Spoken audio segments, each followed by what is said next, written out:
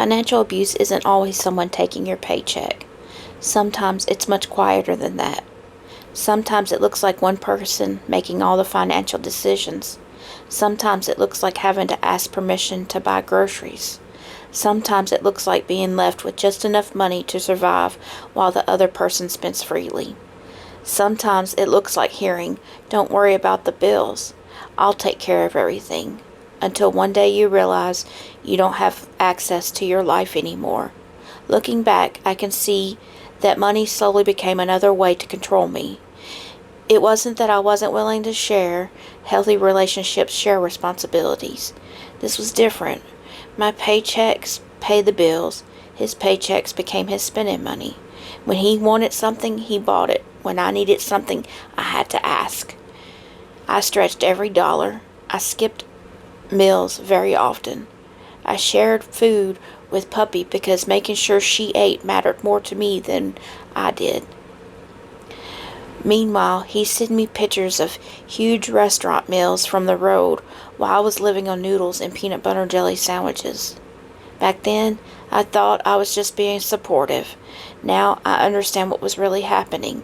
The less money I had meant the fewer choices I had. The fewer choices I had meant it was harder for me to leave. Financial abuse isn't always about being completely broke. Sometimes it's about keeping someone just dependent enough that they're afraid to walk away.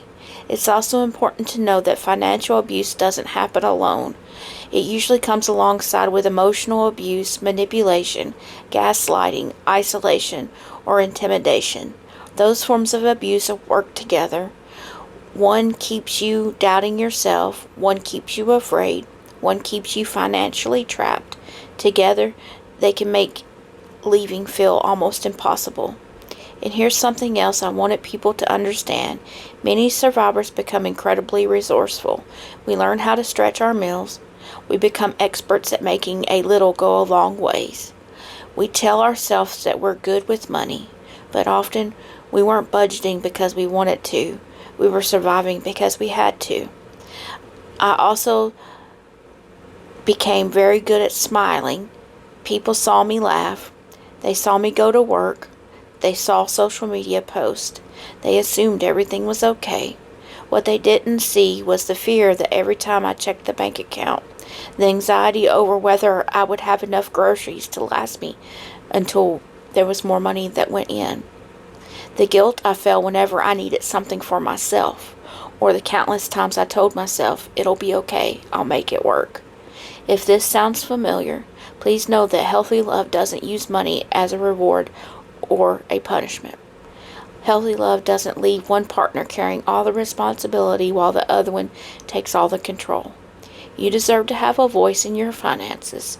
You deserve security. You deserve honesty. And you deserve a life where your independence isn't something someone gets to decide. If no one has told you this lately, I'm proud of you for surviving, and I hope that you won't just survive.